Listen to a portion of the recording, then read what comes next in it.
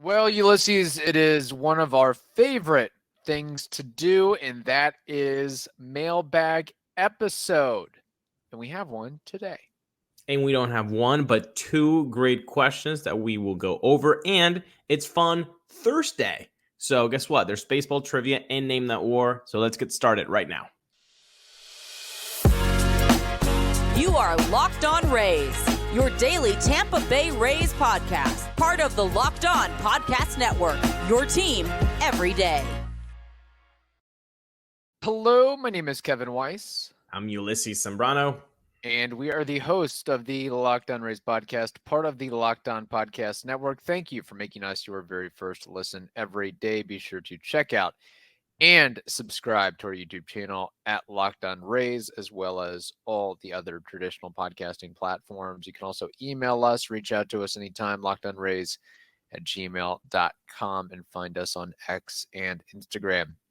All right, without further ado, let's dive into the mailbag questions that we have. This first one from Charles McGregor. It's a question about six-man rotations. He says, "Hey fellas, with the recent signing of Uwasawa, I was wondering what you all thought of rolling with a six-man rotation to start the season.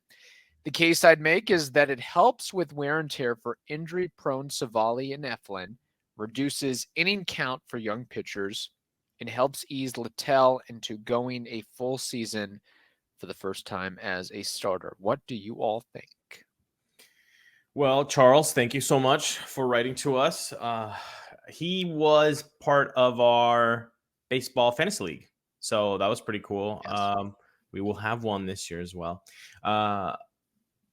If there was a year ever to try a six-man rotation, it would be 2024 for the Reds. Like nothing has appeared in front of them as easy of a scenario as that they could do the six-man rotation in 2024 because of all of those names that he mentioned. You know, not only Boz is coming from TJ, Bradley. One of the things that they mentioned with Tash getting down to AAA after his first call up, it was, well, we want him to get into the routine of being in a five-man rotation. So you can't sell me that like Taj Bradley is, well, he is so used to being in a five-man rotation, you can't break that up. No, you certainly can. And Zach Littell, dude was a reliever last year for half of it. So you can't also sell me, well, he's just a strict five-man rotation. So really, it's about Efflin and Civale. Could they potentially break up their regimen of being a 5-day starter or going every 5 days? That's where it is. That's where the problem is, especially with Efflin, giving him the most money as a free agent. Right. And I believe this year he gets paid, help me out, 18? Yeah, a good chunk of change for sure. So he's the number one guy you're going to be asking if this is going to be okay. And that is where, Charles, this all falls down. I don't think it'll happen because of Zach Efflin. Right. And I'm glad you brought that up because you stole the words and the points right from me. I think it starts and ends with, how does Zach Efflin feel about this? If he's good with it, if he's on board with that, everybody else falls in line. Civale, okay, maybe you take a little bit of his opinion and thought process, but to me, it's all about Zach Efflin, especially with what he does and provides, not just on the field, but off the field, as far as that leadership, veteran quality, and really stepping up and stepping forth into that role. And let's not forget, wasn't too shabby on the mound. 177 and 2/3 innings pitched. I will say, if you go with a six-man rotation for the full season, not saying that the Rays necessarily would, maybe it's just a thing to try out here and there, bits and pieces, piecemeal, whatever it may be. I find it really, really hard to stomach and believe that Zach Eflin, or really any healthy pitcher in today's era, can get to 177 and 2/3 innings on a six-man rotation. on 27 starts versus 32 or 33. And I think that's an important factor because at the end of the day, these guys are competitors. They want the ball handed to them, given to them. They want as many bites of the apple as they can get. So I think if it was something that Zach Eflin was cool with, then yeah, go for it. I mean, at the end of the day, it's Taj Bradley. You're going to do what we tell you to do.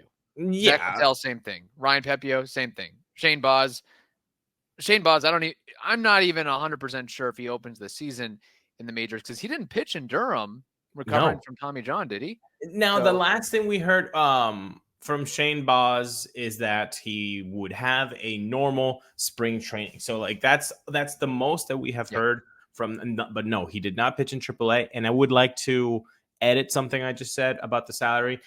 Zach Eflin earns $18 million in 2025. So in 2024, he'll earn 11 mil. But yeah, it starts and ends with him because he's your number one. Now, if there was a Jeffrey Springs in the rotation, if there was a Shane McClanahan, Tyler Glasnow type, you could just shoot that dead on arrival. But yeah, if there was a year to try it out, it would be this year because there are so many fungible guys in the starting rotation with not a lot of, he has been doing this for 7 years being in a 5-man rotation.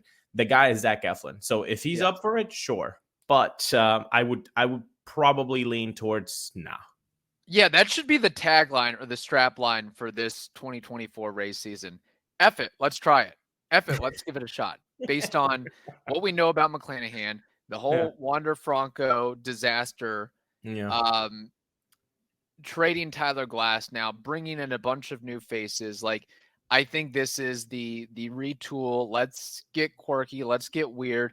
Let's obviously you still want to be competitive and make the playoffs, but I think this is really the time and the place to, if somebody that's sitting in that analytics room, the scouting room, research room, whatever it may be, that, hey, I have an idea. All right, let's put it to the test in game 47 or whatever it may be. And to Charles' point, or to Charles' question, as we know with the status of pitcher health, especially in the Rays organization, this might not even be a question. This question might already be answered for us and solved for us based on we get to April, we get to May, and look you're down, 1, 2, 3 starters as it is. And those names that we mentioned, that's not even mentioning Uwasawa, which Charles brought up. So the Rays certainly will have to have a plan for him, whether it's, molding him into the rotation or easing him in, starting him in the minors, and then getting him to the big league club. And when I think of Uwasawa, I think of making a good decision by signing with the Rays because Bob Stevenson just inked a $33 million deal with the Angels. So don't tell me that him and his agent aren't, and others around baseball aren't saying, okay, if they can get Bobby on the straight and narrow and get him a solid 8-figure deal, we'll take a minor league deal and name and a 1-year prove-it deal and really go out and make some coin the next year. If Uwasawa comes out and shoves in 2024, this is going to be huge for the Rays' reputation because Rays' reputation is already there in MLB and some people kind of hate it and all that, whatever. But if you're able to do that in the other market, which is the Japanese market, well, now there's going to be a lot of Uwasawas who are going to be thinking, well, maybe I should just go to that team because I have better stuff than Uwasawa or whatever it is. And that really helps the Rays in that angle. So we all have to pull through and cheer on Uwasawa because this could be huge for the Rays in the future of getting international players to be really interested in playing with the Rays. Now, there's something that I want to add on to what you said about F it 2024. Let's try it. But you got to tell me something first about some green Skittles or something like that. Oh, that is true. Yes. It is something that's very important, and we're going to tell you about it right now. The NFL regular season has wrapped up, but there is still time to get in on the action with FanDuel, America's #1 sportsbook. Right now, new customers get 150 buckaroos in bonus bets guaranteed when you place a $5 bet. That's $150 in bonus bets, win or lose. As you should know by now, the FanDuel app is super easy to use, and there are many different ways to bet, such as live same-game parlays, bets in a new Explore tab, and a feature called Parlay Hub, which is the best way to find popular parlays, and so much more. That's just the tip of the iceberg of the featureroos there. So go ahead and visit FanDuel.com/lockedon. I'll repeat it again, FanDuel.com/lockedon, LOCKEDON, to make your first bet a layup or touchdown, or whichever phrase you want to utilize there. FanDuel, they are an official partner of the NFL. All right, Ulises, before moving on to this next question, anything else you wanted to tie up with what Charles put forth on the 6-man rotation hypothesis? I will link it to this next question. By the way, Baker Mayfield, he couldn't bake, man. That sucks. Yeah, that's unfortunate, but hey, it's taken Detroit a long time to get cooking. So is the Detroit Lions like the Baltimore Orioles? Like they've sucked so hard and so long that people around are like, okay, they can have this one.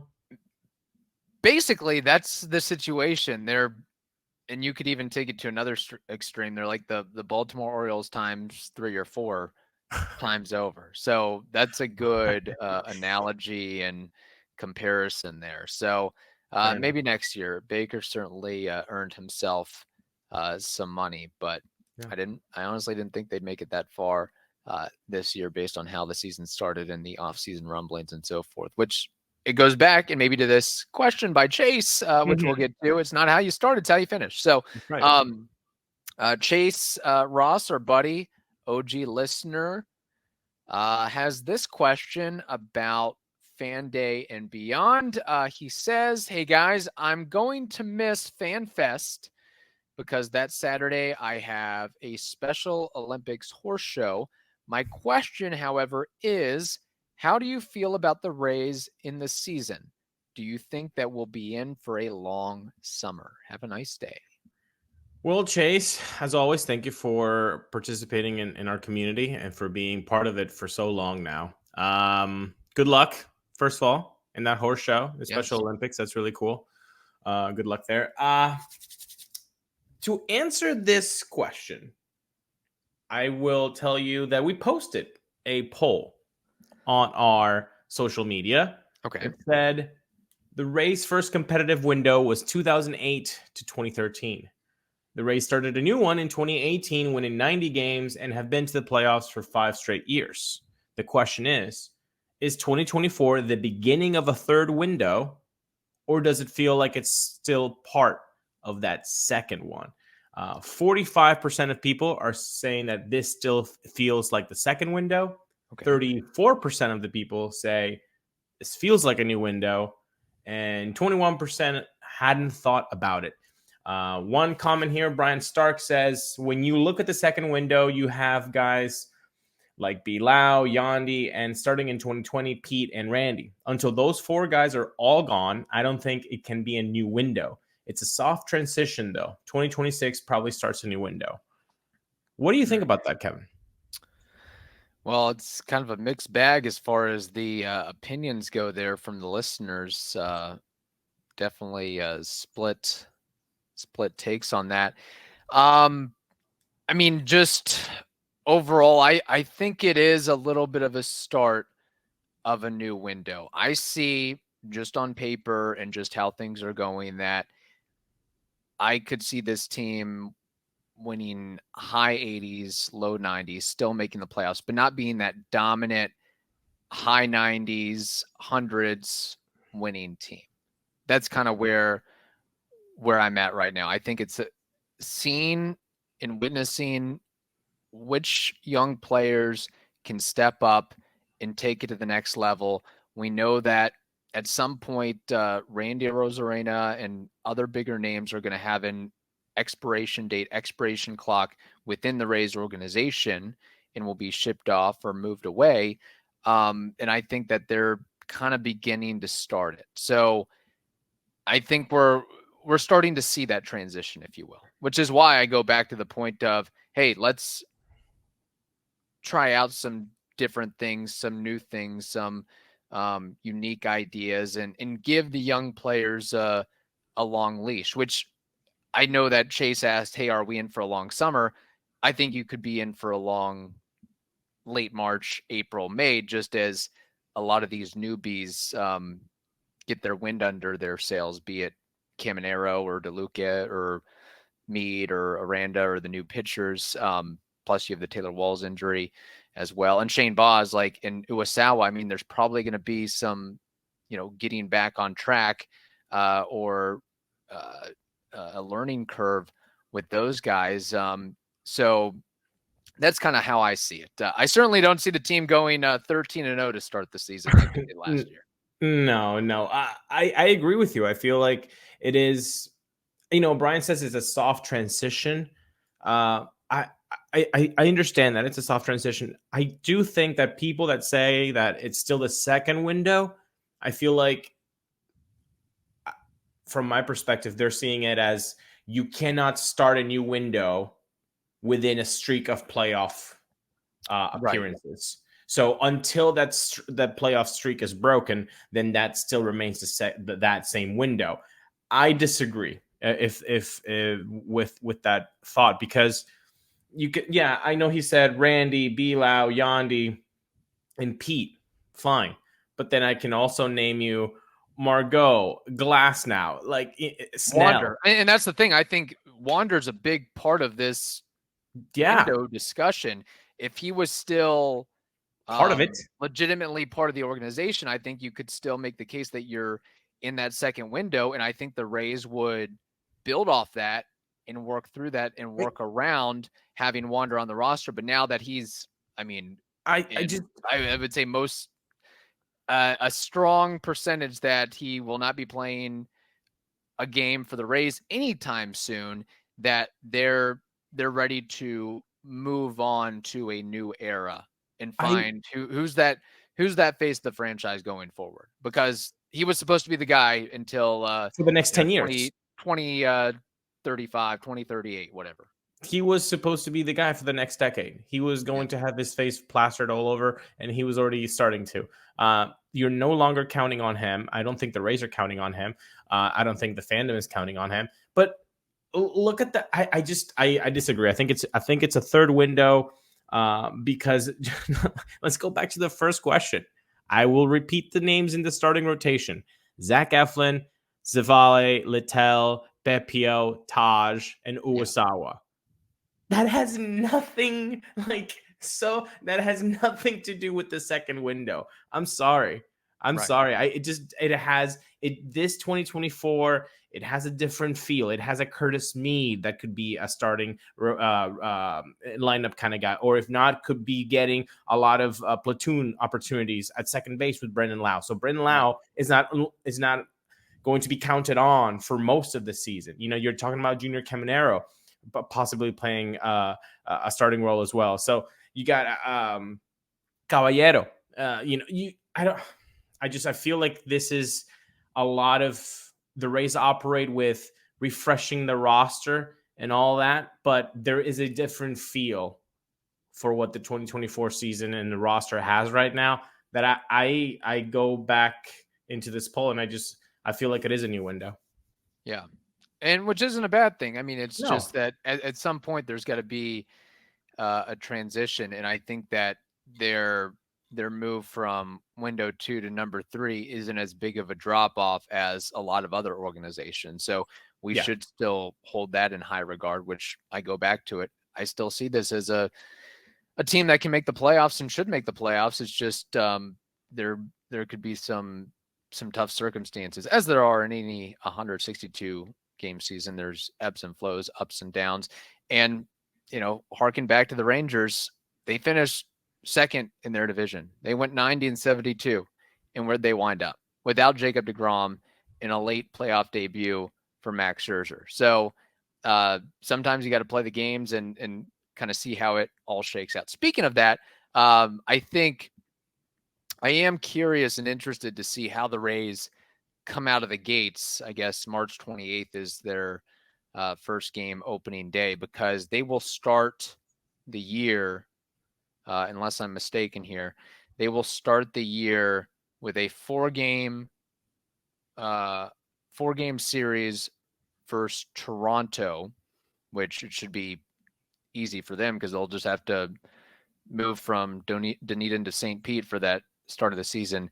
Mm-hmm. And then they face the defending world champion Texas Rangers. And then they have a West Coast trip against the Rockies and Angels, respectively. So you're facing two really, really good squads to open the year. And then, all right, now you're going to West Coast, different time zone, a lot of miles away. So how they come out of that, I'm just interested to see how they start the season from that standpoint, that point of view. But I think that, I'm sure there's some young players that'll come out of the gates hot, but I think it is going to take some time to mold and meld together and work through some things.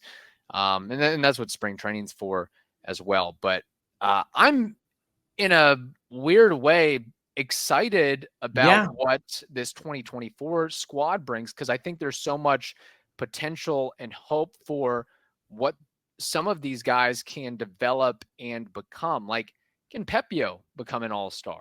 Is Caminero the next great thing?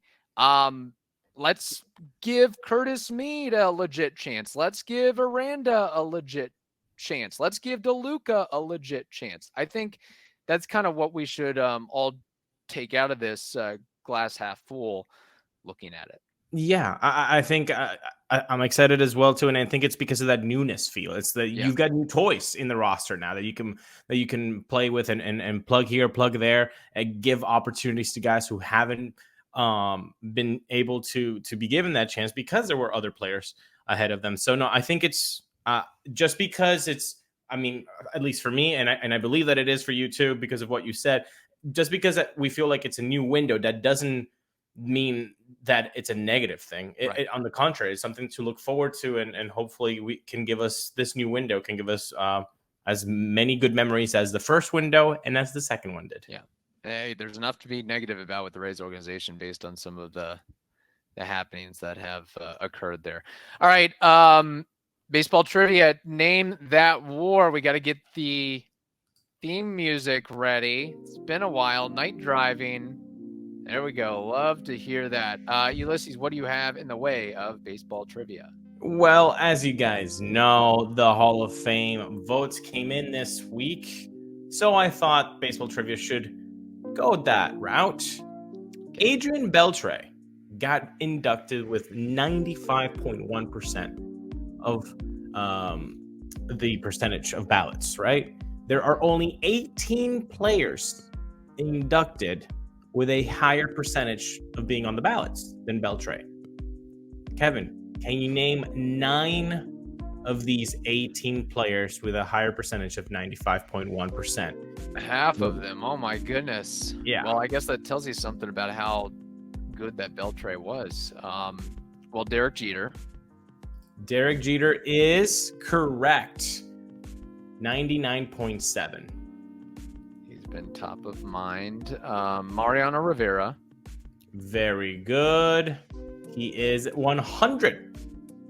He is the leader of this board here. I'm really going to go all Yankees here. No. Babe Ruth. He is correct. 95.1%, just like Beltre. He's tied with Beltre. Tied with Beltre. Okay. Hey, keep going Yankees, I guess. Mickey Mantle. Mickey Mantle is your strike number 1. Keep going Yankees. Joe DiMaggio. He is your strike 2. Oh my gosh. So just protect the zone here, okay? Shorten that swing, baby. Shorten that swing. Protect the zone. Big names. Big, right? Bigly. Like bigger than Babe Ruth and some. I mean, it's like, I mean, and you saw a lot of these guys too. Hank Aaron. He is correct. Hank Aaron got in with 97.8%. I saw a lot of these guys too, he says. So we have Jeter, Rivera, Ruth. Is that right? Or You have Jeter, Mariano, Ruth, Hank. Ken Griffey has to be Ken Griffey Jr. He is number 3 on this list with 99.3%. Can you believe that 3 people saw Ken Griffey Jr.'s name on the ballot and they said, nah, not this year. Nah. They voted for James Shields instead. That's a flashback to, it's a callback to the yesterday's episode. Yeah. Yeah, that's the thing. Some of these Hall of Fame voters. How is Ken Griffey not unanimous? Like, I want to punch somebody. Yeah. I am just not, like Derek Jeter, just like, I mean, I'm not. basically I'm not, all these guys. I'm not that inciting I've rattled violence off here. should be unanimous. Yes, I'm not inciting violence. I'm just like, Yeah. I do want to punch them though. Yeah, I mean that's well, let me see. Adrian Ken Beltre. What was his career WAR? I'm just trying to do a little. Adrian Beltre around 60 something, right? 93.5. If your career WAR is over 90 as a position player, you should be unanimous. I was so off. Okay, 90. Yeah. And by the way, I did not use that as a cheating mechanism to look up other members of the Hall of Fame. This is straight from the dome. I've got 5. Oh, this is a good question. I know, I loved it when I came up with it. I'm not gonna lie. So I've seen more of these guys, is what you're saying.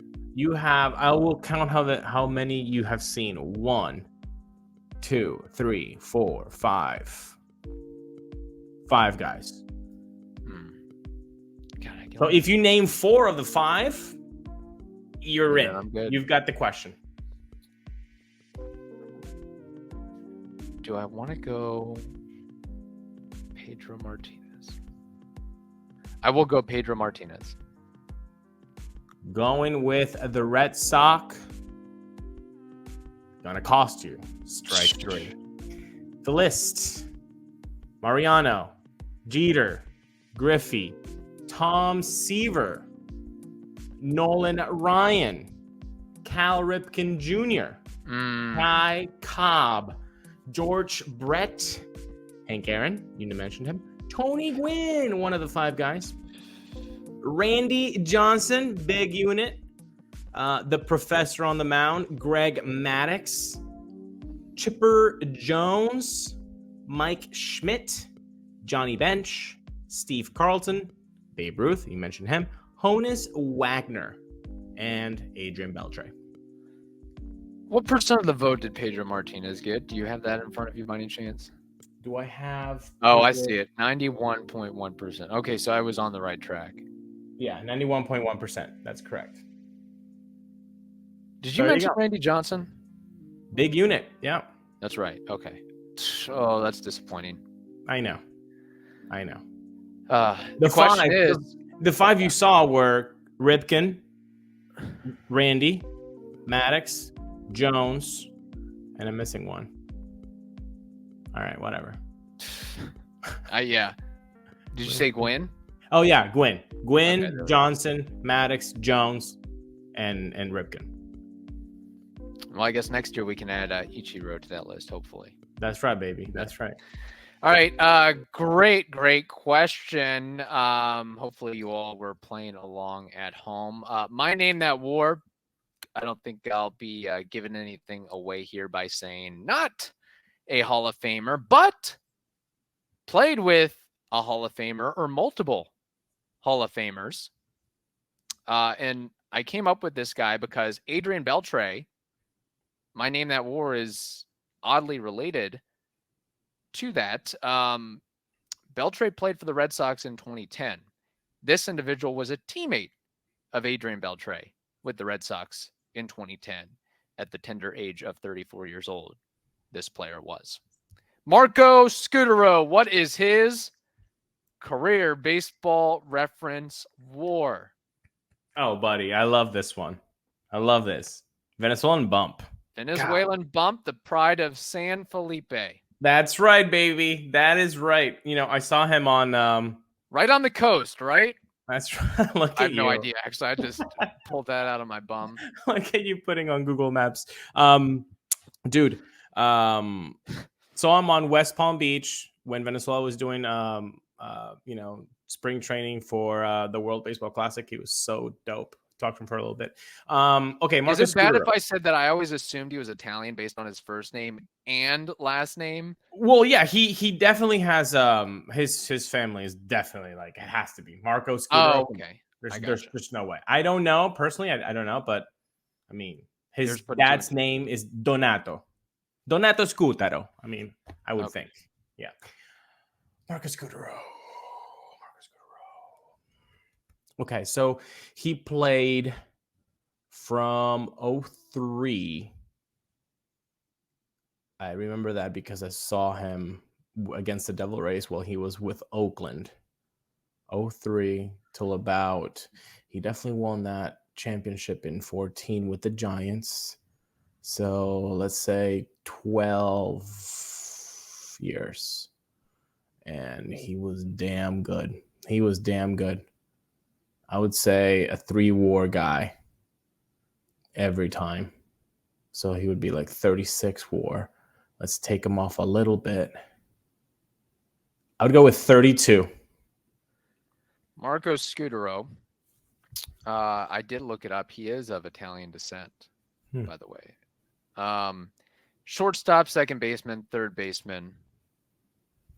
He played 13 years with the Athletics, Giants, Mets, Red Sox, Toronto Blue Jays, and Colorado Rockies. He, in those 13 years, had an All-Star appearance, a World Series ring, and an NLCS MVP title. 1,355 career hits, 77 career homers, 277 career batting average, 729 OPS. Look at his stolen bases. Didn't steal many bags, actually. 269 doubles, 683 runs. He's got some other accomplishments as well, but the Venezuelan bumped a little bit too much. 22.1. All right. Was his career WAR. 32 instead of 22. Okay. Gotcha. Follow-up question. How much did he make in his career? Do you guess? I would say probably around 50 mil. That was really good. $48.831 million. Rounded up to 49, and you're right about there. And you know, he got some advertisements in Venezuela too, so you can add that into the jackpot. All of it goes in there. But yeah, no, that's a really good name though, War. I loved it. I love when you throw me some Venezuelan bumps on that name that War. I love it. You just gotta be careful on the bumps. You don't want to bump too much. Another 10 WAR to the score there. See, that's the problem with Venezuelan bump. It just, sometimes it's a little bit too hard on the bump. Bobby Abreu needs the Venezuelan bump to get that Hall of Fame. I don't think he's just gonna, I guess, perennially hover around 15%. What the heck's going on? He was better than literally Vladimir Guerrero, and I will die on that hill. You guys can look it up on Ref. Don't at me. All right. On that note, hope you all have a wonderful day. Stay safe, and we will talk to you later.